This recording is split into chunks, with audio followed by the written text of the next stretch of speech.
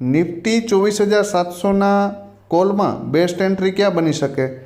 હવે જો ભાઈ, સૌથી સારામાં સારી એન્ટ્રી હું પર્સનલ એવું ઈચ્છું છું કે આ પ્રીમિયમ 46 આવે, કેમ કે આ પ્રીમિયમ મોંઘું છે.